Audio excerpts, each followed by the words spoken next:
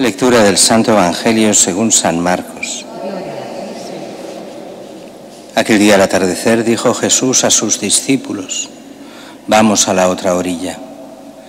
Dejando a la gente se lo llevaron en barca como estaba. Otras barcas lo acompañaban, se levantó una fuerte tempestad y las olas rompían contra la barca hasta casi llenarla de agua. Él estaba en la popa dormido sobre un cabezal. Lo despertaron diciéndole: Maestro, ¿no te importa que perezcamos? Se puso en pie, increpó al viento y dijo al mar: Silencio, enmudece. El viento cesó y vino una gran calma. Él les dijo: ¿por qué tenéis miedo? ¿Aún no tenéis fe? Se llenaron de miedo y se decían unos a otros: ¿pero quién es este? Hasta el viento y el mar lo obedecen. Palabra de Dios, del Señor. Gloria a ti, Señor Jesús. La primera lectura es un canto a la fe. Un canto a la fe que es la que salva, pero un canto que es como una introducción a las lecturas de mañana domingo. Mañana domingo se le podría llamar el domingo de la fe, porque las lecturas van sobre la fe, pero eso lo veremos mañana. En esta primera lectura es esa alabanza, aquella fe de Abraham que obedece por fe en todo y recibe las promesas de Dios. La fe también de Sara, aunque sea como sea, la fe de todos los patriarcas, y va hablando de unos, de otros, de Isaac, bueno, pero sobre todo esa fe de Abraham. ¿Por qué insiste en la fe de Abraham la primera lectura? Carta a los Hebreos, para hacernos entender que esa fe que nos llevará hasta Cristo es la que salva, porque no es la ley que salva. Esto es uno de los problemas que ahora han vuelto en la modernidad. Mucha gente vuelve a tener espiritualidad, pero una espiritualidad que diría Santiago, muerta. Es la espiritualidad sin fe. Esto que lo digo yo parece un poco extraño, pero es así. Cada vez más encontramos gente que dice: yo no tengo fe, no creo en la Iglesia, no creo en Dios, no creo en nada, pero soy muy espiritual, como si eso salvase algo. Eso no sirve para nada. La espiritualidad sin fe está muerta. Es lo mismo que decía Santiago en su carta. Tú dices una fe, hablando de la fe, una fe sin obras está muerta. Pues una fe sin Dios está muerta. Esa espiritualidad sin Dios está muerta. Y eso es uno de los problemas gravísimos que encontramos en mucha gente de hoy, que se cree muy buena gente porque es muy espiritual. ¿Y qué es esa espiritualidad? La nada. No es nada, está muerta. Pero se creen espirituales, se creen buenos, se creen quién sabe qué, pero sin Dios. Y ahí es el gran problema de la conversión de todas las épocas. Y lo tenemos muy claro hoy, precisamente, que celebramos a San Francisco de Asís. San Francisco de Asís murió esa noche del 3 al 4 de octubre de 1226, o sea, empezamos en el fondo esa celebración de un año entero para celebrar el 800 aniversario de la muerte de San Francisco de Asís. El pobre de Asís, que tiene fama, murió, sabéis, en la Porciúncula, que es el convento e iglesia que hay en Santa María de los Ángeles, a 2 kilómetros de Asís. Pero es muy curioso porque es, cuando muchos la habréis visto, es una iglesia dentro de otra iglesia. Era la iglesia de los benedictinos, que los benedictinos la tenían abandonada ya en esa época. Hablamos de inicios del siglo XIII, y allí la ocupan, pero con permiso de los benedictinos, la ocupan los franciscanos, San Francisco, y hace su primer convento. Y en ese primer convento está ermita, pequeña iglesia. Más adelante los franciscanos harán una iglesia enorme, Santa María de los Ángeles, Y dentro está esta iglesia pequeña, la ermita está dentro de la gran iglesia. Y todavía hoy se puede ver y contemplar y ver el convento de San Francisco. Y los benedictinos decidieron regalársela a los franciscanos, todos los terrenos. Pero Francisco quería ser pobre y no aceptó que se la regalaran, sino aceptó un alquiler perpetuo. Y todavía hoy, cada año, los benedictinos van a su tierra, a lo que es suyo, ese convento y esa iglesia, y reciben el alquiler. El alquiler es un cesto de pescado desde el siglo XIII hasta hoy. Cada año el cesto de pescado como alquiler que pagan los franciscanos a los benedictinos. Y allí murió precisamente en la Porciúncula San Francisco, aquejado de muchísimas enfermedades.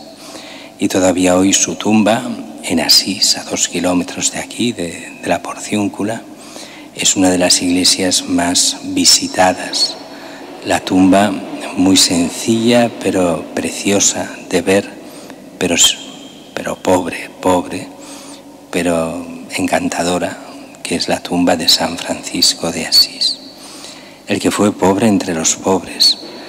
Y fue muy curioso porque fue en medio de una revolución que él plantea, porque plantea una reforma clara de la Iglesia a volver a lo que es el origen. Él no quiso ser sacerdote, se quedó solo en diácono, a servicio de la Iglesia, pero no sacerdote, no se atrevía a ser sacerdote. Y curiosamente, ante los problemas que ocasionaba esta reforma, el obispo se puso a su lado en todo.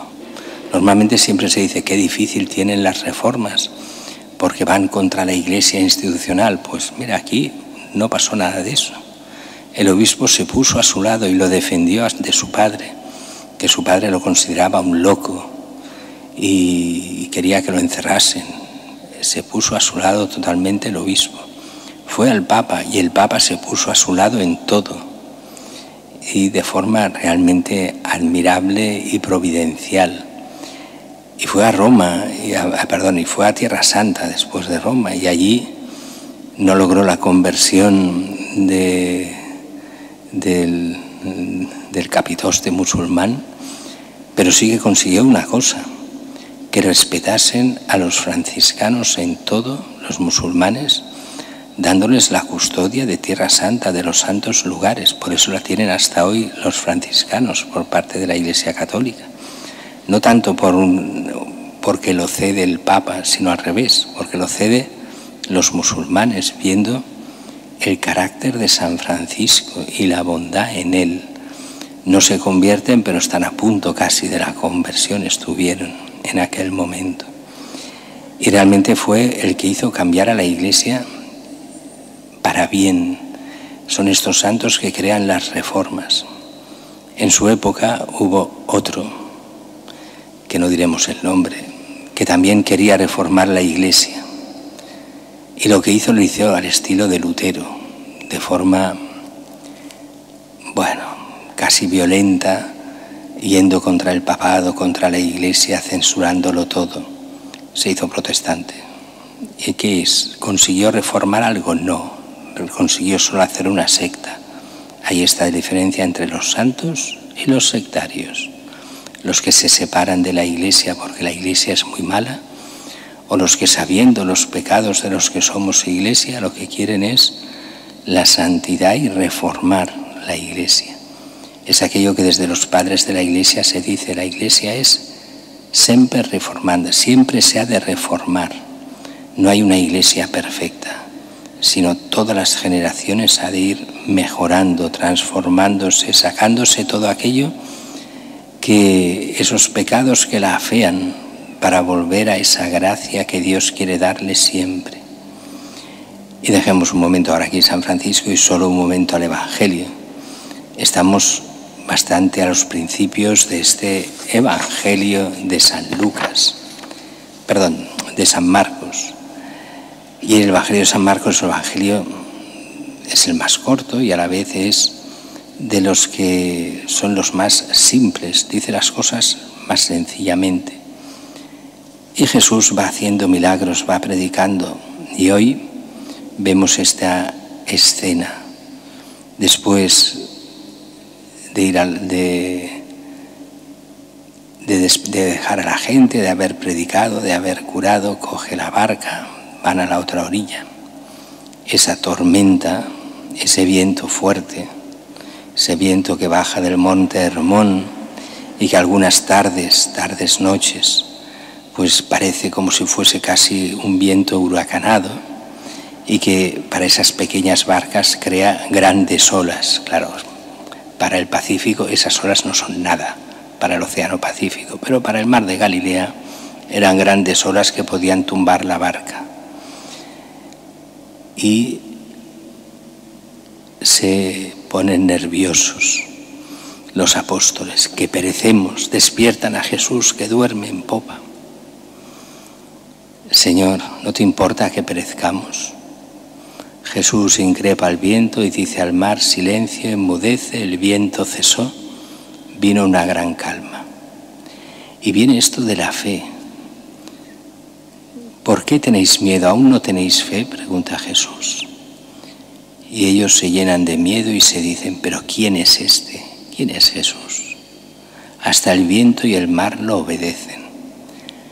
Se dan cuenta que tienen ante sí un personaje que no saben explicar, que tiene poder sobre la vida y la muerte, sobre los elementos, sobre las enfermedades, sobre el demonio, que predica de una forma que nadie había predicado hasta ese momento, con autoridad.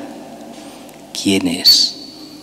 Nos va mostrando el Evangelio que es el Hijo de Dios poco a poco.